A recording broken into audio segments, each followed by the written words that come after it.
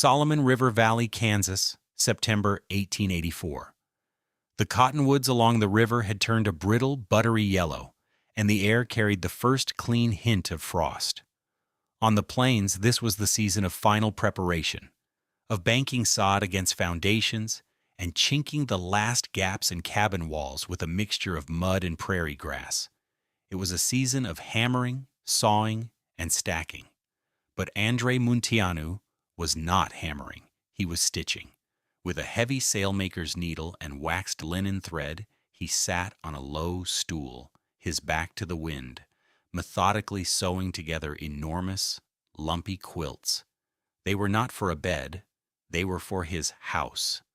The filling was a mountain of greasy, unwashed sheep's wool, pungent and rich with lanolin, bought for a pittance from herders moving their flocks south. His wife, Elena, carded the fleece just enough to give it loft, then packed it 3 inches thick between sheets of rough canvas. Otis Brundage, the owner of the lumber yard and the closest thing the valley had to a building authority, pulled his wagon to a stop on the track that passed Munteanu's claim. He was a man built of the same solid, unyielding stuff as the oak logs he sold. He watched for a long moment, a look of profound disbelief on his face. "Munteanu," he called out, his voice carrying easily in the clear air. "What in God's name are you doing? Are you making a bed jacket for your cabin?" A few other men, Silas Croft and Jebediah Stone among them, stopped their own work to watch the spectacle. They leaned on their tools, sharing smirks. Andrei looked up, squinting into the sun. He gave a slight nod. "Something like that." Brundage got down from his wagon, walking over to inspect one of the finished quilts. He poked it with a thick finger. "This is wool, man. Raw wool. You nail this to your house and you're begging for trouble. The first wet spring we get, that whole mess will rot into a stinking green slime right against your planks. Moths will breed in it by the thousand. Your children will be coughing up wool dust all winter. Mark my words," Brundage declared, his voice rising for the benefit of the listening men. "Your wife will have you tearing it all off by June, if the smell don't drive you out first." "He's gone mad," Croft muttered to Stone, loud enough for Andrei to hear. "Wrapping a house in a sheep's pelt? It's foolishness." Andrei Munteanu simply pulled his thread taut, tied a knot with the practiced economy of a man who had done it 10,000 times, and reached for the next section of canvas. He said nothing more, letting the quiet rhythm of his work be his only answer. The mockery was a language he understood, but it was not one he chose to speak. What did this Romanian kojokar, this sheepskin coat maker, understand about the physics of a trapped air fiber matrix that a master of saw logs and milled planks, a man who had built half the structures in the valley, had so completely missed? The answer to that question would change how this corner of the Kansas prairie survived the winter. It's a story of quiet genius, of old-world knowledge meeting new-world problems. And if you stick with me, I promise you'll learn the fundamental principle of insulation that Munteanu understood in his bones, a principle that modern building science is only now perfecting. So subscribe to our channel and let us know in the comments. What's the coldest winter you can remember, and how did your family home stand up to it? Andrei Munteanu was not a carpenter. He had never felled a tree to build a home, never learned the intricate art of the dovetail joint or the proper way to set a foundation stone. In his homeland, in the shadow of the Carpathian Mountains, houses were made of stone and plaster, built to last for generations. He was not a farmer either. He knew the rhythm of sheep, not of wheat. The vast oceanic scale of a Kansas wheat field was as alien to him as the surface of the moon. He was an outsider, a man whose hands held a different kind of knowledge. He was a kojokar, a maker of the heavy, fleece-lined sheepskin coats that kept shepherds alive in the brutal, wind-scoured winters of the high mountains. His tools were not the axe and the adze, but the scraper, the heavy shear, the curved needle, and the smoothing stone. His raw materials were not logs but hides, not nails but sinew and waxed thread, not milled planks but the dense, crimped, lanolin-soaked fleece of the Circana sheep.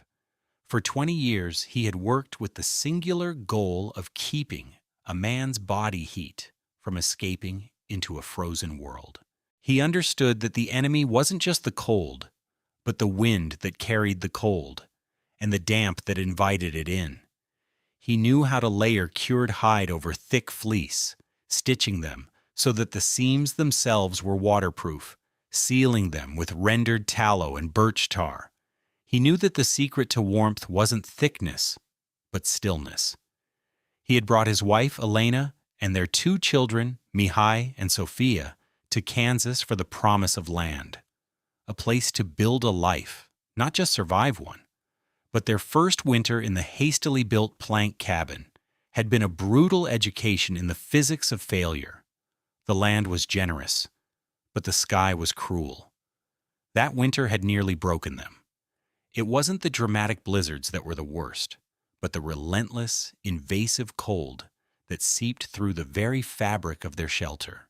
Andrei remembered watching, by the flickering light of a single kerosene lamp, as a delicate lacework of frost climbed the mud chinking between the logs, growing visibly, glittering like a malevolent jewel. He remembered the nail heads on the interior walls, driven clean through the planks from the outside, each one wearing a perfect white cap of rime, miniature icebergs conducting the killing cold directly into their living space. Elena would mix her sourdough starter and place it on the warming shelf above the cast-iron stove, the warmest spot in the entire cabin, only to find it the next morning as a cold, lifeless lump. The dough simply refused to rise. They had spent that winter huddled together in one bed, buried under every blanket and coat they owned, sleeping in shifts to feed a voracious stove that consumed wood at an astonishing rate, yet offered only a small circle of heat in return. Young Sophia had developed a persistent, rattling cough that had terrified them for weeks. That winter, Andrei learned that a Kansas cabin was not a shelter. It was a sieve, and he vowed he would not let his family endure another season like it. The problem, as Andrei came to understand it, wasn't poor construction. In fact, by the standards of the Solomon River Valley, his neighbors' homes were built well. Otis Brundage's own house, a 2-story affair made from the finest, thickest planks his own yard could produce, was considered a fortress against the weather. The joints were tight, the chinking was fresh, and the foundation was solid. Yet, on a 10-degree day, the Brundage family lived in a state of constant thermal siege. The conventional wisdom of the frontier was simple. A thicker wall was a warmer wall. If cold was getting in, you needed more wood. But this was a fundamental misunderstanding of the enemy. The problem wasn't the cold getting in, it was the heat getting out. The primary mechanism of failure was conduction. A solid material, like a pine plank, is a relatively dense structure of fibers. When one side of the plank is warm, the interior of the cabin, heated by the stove, the molecules in the wood vibrate with energy. They bump into their neighbors, passing that energy along, which in turn bump into their neighbors. This chain reaction continues straight through the solid plank until the energy reaches the outside surface, where it radiates away into the freezing air. Wood felt warm to the touch compared to stone or iron, but over the course of hours and days, it was a slow-motion highway for heat loss. A standard 1-inch thick pine plank has an R value, a measure of its resistance to heat flow, of about R1. A well-built cabin wall of 4-inch thick logs might achieve an R value of 4 or 5. This was simply not enough to combat the immense temperature differential of a Kansas winter, where the inside might be 60 degrees Fahrenheit and the outside could be 20 below zero. The result was a brutal, inefficient cycle. Families like the Cartwrights and the Millers would feed their stoves constantly, burning through enormous stacks of precious cottonwood. The stove would heat the air inside the cabin, and that warm air would immediately begin its frantic search for an escape route. It found one everywhere, through the walls, through the ceiling, through the floor. The interior surfaces of the walls were always cold to the touch. Any moisture in the air, from breathing, from cooking, would instantly condense on these cold surfaces and freeze, creating that interior frost Andrei knew so well. It was a battle you could never win, only fight to a costly stalemate until spring. The settlers were trying to solve the problem with more fire. Andrei Munteanu knew the solution lay not in making more heat, but in keeping the heat he already had. The work began in earnest as the mockery from his neighbors settled into a kind of resigned pity. Andrei ignored it. He had a different authority to answer to, the memory of his daughter's cough. His first step was acquiring the material. He rode his mule to the sheep camps, where shearers were taking the last clip before winter. He didn't want the expensive clean fleece destined for eastern mills. He wanted the cast-offs, the greasy, burr-filled belly and leg wool that was often discarded. It was heavy with lanolin, the natural grease that waterproofs a sheep's coat, and it was cheap. He bought hundreds of pounds of it for a few dollars, hauling it back in burlap sacks. The whole family was put to work. On warm, sunny afternoons, Elena would supervise Mihai and Sofia as they washed the wool in tubs of hot water and lye soap, getting the worst of the dirt out but leaving much of the protective lanolin behind. Then, they spread it on canvas sheets to dry in the sun. The air around their small claim took on the gamey, earthy scent of a sheepfold. Once dry, the wool was carded. Using two wire-toothed paddles, Elena and Andrei combed the fleece, not to the fine, uniform consistency of spinning wool, but just enough to break up the clumps and create a light, airy mass of crisscrossing fibers. This, Andrei knew, was the most critical step. He was weaving a web not of wool, but of air. Then came the stitching. Andrei laid out long sheets of heavy, cheap canvas he'd bought from a freight hauler. He and Elena packed the carded wool between two layers, creating a thick 3-inch sandwich. Then, using his heavy Koyakar's needle, he began stitching a simple grid pattern across the entire quilt, every 6 inches, to keep the wool from settling or bunching. It was slow, laborious work. Each quilt measuring 4 feet by 8 feet took the better part of a day to complete. As he finished them, he began attaching them to the cabin. Starting at the bottom, just above the stone foundation, he nailed the top edge of the first quilt directly to the plank wall. The next quilt was placed above it, overlapping the first by 6 inches, like a giant soft shingle. He worked his way up the walls, course by course, until the entire cabin was wrapped in a thick, lumpy gray-brown blanket. The sharp corners of the cabin were gone, replaced by soft, rounded edges. It looked less like a house, and more like some strange prairie animal that had hunkered down for winter. Otis Brundage rode by again during this phase. "It's the damnedest thing I've ever seen," he said to Jebediah Stone, who was with him. "Looks like a giant's pillow." He turned to Andrei. "You realize all you're doing is building a nest for mice and pack rats, Munteanu? They'll tunnel through that in a week and be snug in your walls all winter long, chewing on your food stores." Andrei paused, holding a nail in his teeth. "The sheep do not have this problem," he said, his voice muffled. He drove the nail home. The final step was the most bizarre to onlookers. In a large iron pot over an open fire, Andrei melted down gallons of pine tar, the sticky black residue used for waterproofing ropes and fence posts. When it was hot and liquid, he used a wide, stiff brush and began to paint his house.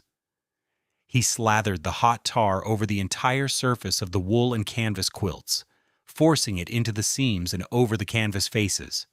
The cabin turned from lumpy gray to a gleaming, malevolent black. The tar sealed every tiny hole, creating a continuous, waterproof, and windproof skin. Before the tar could cool and harden, he nailed long, thin wooden slats, battens, over every seam, both horizontal and vertical, pinning the edges of the quilts down and creating a final, rigid exoskeleton. When he was done, the cabin was unrecognizable. It was a monolithic black form, its texture rough and alien. The windows and door looked like holes punched into a solid block of coal. It absorbed the autumn sunlight without reflection. It was ugly, strange, and to the people of the Solomon River Valley, the ultimate monument to one man's foolishness. The genius of Andrei's design was not in the wool itself, but in what the wool did.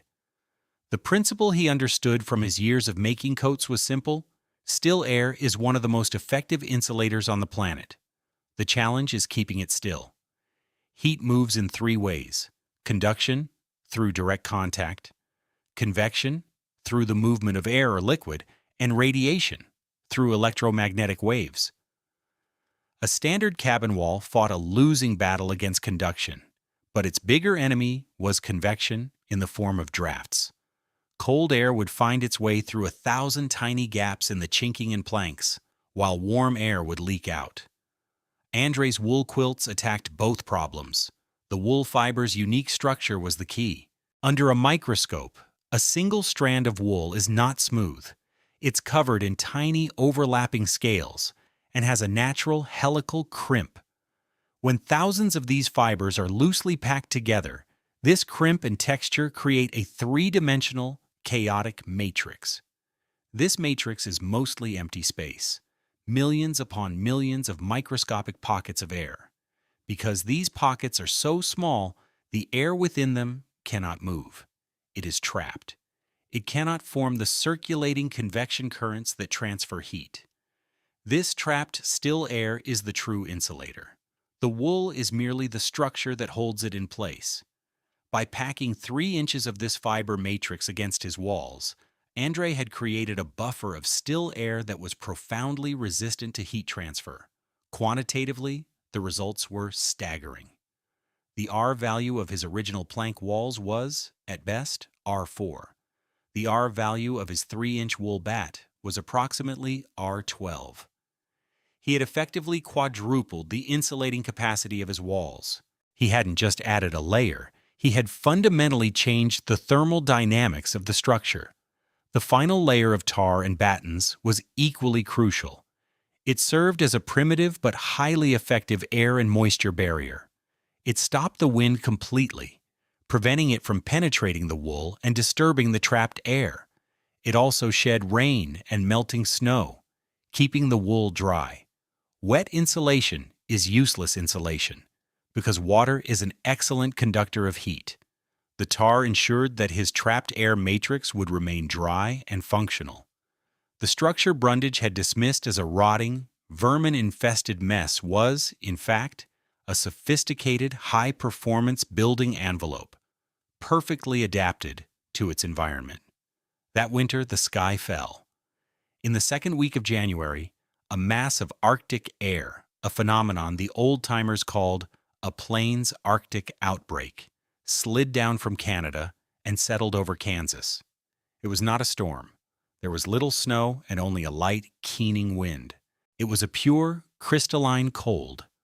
For 12 consecutive days, the temperature did not rise above 0, and at night it plunged to 30 below. The air was so brittle and clear, you could hear an axe striking wood a mile away. The sun rose each day as a pale, useless disk in a white sky, offering light but no warmth. It was a winter that tested every cabin, every family, every last scrap of firewood. The smoke rising from the chimneys in the valley was a constant, frantic plume. Inside Otis Brundage's well-built house, the fight was relentless. His wife stuffed rags into the gaps around the window sashes, but a visible frost still bloomed on the inside of the panes. They kept the big stove in the main room roaring, but the bedrooms remained dangerously cold. To move more than 10 feet from the stove was to enter a different, Arctic climate zone. Every morning, their water bucket held a thick cap of ice. At the miller's cabin, they ran out of seasoned cottonwood and started burning green wood, which hissed and smoked but gave off little heat. Their youngest child was sick, and the cold in the cabin made his fever worse. The Cartwrights moved their bed into the main room and hung blankets around the stove, creating a miserable little tent within their own home. At the Munteanu claim, life continued with an almost surreal normalcy. Andrei kept a small, steady fire in his stove, using less than half the wood his neighbors burned. The interior of his cabin was not just habitable, it was comfortable. The air was still and quiet. There were no drafts. The walls were not warm, but they were not cold. They felt neutral to the touch, having stolen none of the room's heat. Elena baked bread, and the loaves rose high and light on the warming shelf. The smell of fresh bread, a scent of impossible domesticity in the frozen landscape, filled the small space. Mihai and Sofia played on the floor in their shirt sleeves, building a small fort out of kindling. On the third night of the cold snap, Andrei conducted a quiet experiment. He filled a simple tin cup with water and placed it on the sill of the north-facing window, the coldest part of the house. On the other side of that single pane of glass, the world was 30 degrees below zero. Inside any other cabin in the valley, that water would have been a solid block of ice within an hour. The next morning, as the pale sun rose, Andrei checked the cup. The water was very cold, but it was still liquid. Every last drop. He picked it up and gave it to Elena, who used it to water a small pot of parsley she kept on the sill. That small green plant, alive and growing in the face of an Arctic onslaught, was the ultimate proof. Later that day, Andrei heard that Silas Croft's water cup, left in a similar spot, had not only frozen solid, but the expanding ice had split the tin seam from top to bottom, creating a useless tube of metal around a clear ice plug. On the 8th day of the cold, near dusk, Otis Brundage was driving his sleigh home from a neighboring town. He was cold to the bone, his beard a mask of ice from his own breath. His big Clydesdale mare, Bess, was tired and irritable, her coat frosted with sweat. As they drew near the Munteanu claim, the horse suddenly balked. She stopped dead in the track, lowering her head and refusing to move. She had stopped in the lee of Andrei's cabin, on the downwind side. She turned her body broadside to the strange black wall, seeking a shelter that made no sense. Brundage cursed and cracked the whip in the air. "Get on, you stubborn beast!" he yelled. The horse only shook her massive head and leaned closer to the house. Frustrated, Brundage wrapped the reins and climbed down from the sleigh. The cold hit him like a physical blow. He walked to the horse's head to coax her forward, his boots crunching on the crystalline snow. As he pulled on her bridle, he leaned his shoulder against the cabin wall for leverage. He expected to feel the familiar, soul-sucking cold of a plank wall, a cold that would leach the warmth right through his thick wool coat. Instead, he felt nothing. It was just a surface. No cold radiated from it. Puzzled, he placed his gloved hand flat against the tarred batten. Still nothing. A profound thermal neutrality. A strange curiosity pierced his misery. He pulled off his right glove, his fingers instantly aching in the frigid air. He hesitated for a second, then pressed his bare palm firmly against the rough, tarred canvas between two battens. The sensation sent a jolt through him. It was not warm, not like a stove, but it was undeniably radiating a faint, deep, and persistent warmth. It was the feeling of life. He was touching the retained heat of the Munteanu's small fire, heat that should have been lost to the ravenous cold hours ago. Here it was, held captive inside this ugly black skin, leaking out so slowly, so reluctantly, that a man's hand could feel it. The horse had felt it. She had recognized the impossible, a shelter that actually held warmth. He stood there for a full minute, his bare hand pressed against the wall, his mind struggling to reconcile what his senses were telling him with everything he thought he knew about building. He looked at the thin plume of smoke, rising lazily from the chimney, a mere whisper compared to the billowing torrents from every other cabin. He finally understood. Munteanu wasn't fighting the winter. He had made peace with it. Brundage pulled his hand away, the skin tingling. He didn't knock on the door. He didn't need to. He led the now willing horse away, his mind replaying that impossible sensation of warmth. The next morning he didn't approach Andrei with an apology, but with the quiet reverence of a student approaching a master. "Tell me, Munteanu," he said, his voice stripped of all its old authority. "Tell me how you did it." Andrei explained, simply and without triumph. He spoke of sheep and coats, of still air and waterproof skins. Brundage listened, nodding slowly. When the explanation was done, he looked back at the strange black cabin, no longer seeing an ugly, foolish object. He saw it for what it was. "My God, Munteanu," he said, his voice full of awe. "You didn't build a wall. You gave the house a fleece." The story of the warm cabins spread, but its most effective messenger was a man who traveled the valley by faith. Reverend Miller, a circuit-riding Methodist preacher, made his rounds regardless of the weather. One Sunday during the cold snap, his route brought him to the Munteanu claim for supper. He arrived half frozen, expecting to spend the evening huddled by a stove. Instead, he walked into a cabin filled with an even, comfortable warmth. He took off his coat, then his sweater. He ate supper in his shirt sleeves, watching in amazement as the Munteanu children played on the floor. Reverend Miller was a practical man whose congregations were mostly poor sod-house dwellers. He understood the brutal calculus of winter survival on the plains. What he felt in Andrei's home was not just comfort, it was a revelation. It was hope, wrapped in wool and tar. He left that evening with a full stomach and a simple, hand-drawn diagram. From Andrei. At every Sunday supper, in every sod house and dugout along the Solomon River, he told the story. He described the liquid water in the tin cup, the rising bread, the children without coughs.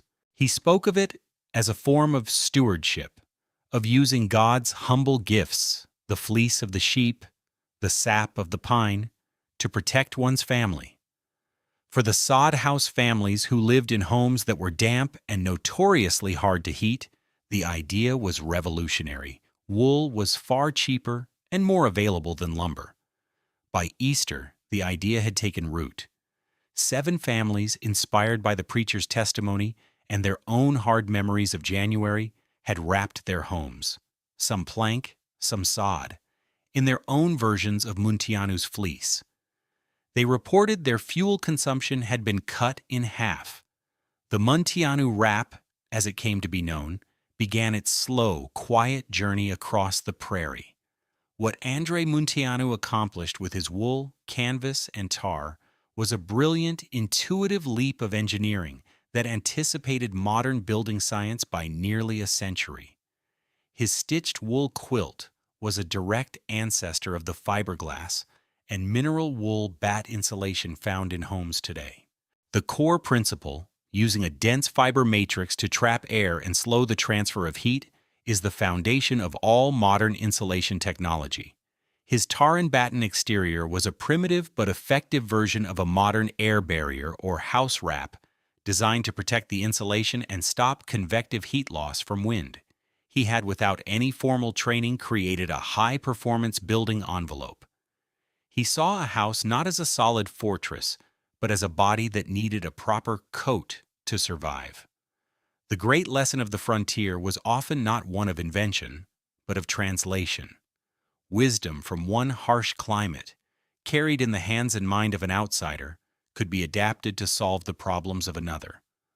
Andrei Munteanu brought the wisdom of a Carpathian shepherd to the plains of Kansas. He knew that the fiercest blizzard is powerless against a cushion of still air. The solution to the killing cold was not more fire, more wood, more brute force. It was stillness. It was quiet. Still air does not freeze. In the heart of that brutal Kansas winter, Andrei Munteanu had simply taught his house how to hold its breath. Thank you for joining us for this story of frontier ingenuity. We hope you found it as inspiring as we did. If you'd like to see more stories like this, please hit the like button and subscribe to our channel. And let us know in the comments. What other old world building techniques have you seen that work better than many modern methods? We'd love to hear your thoughts. Disclaimer: this video presents historically inspired reconstructions for educational and storytelling purposes. The characters, names, and specific events depicted are fictional, but the techniques and scientific principles are based on real historical practices. The application of any building technique today should be done in accordance with modern building codes, safety guidelines, and regulations. This content does not constitute professional, technical, or legal advice.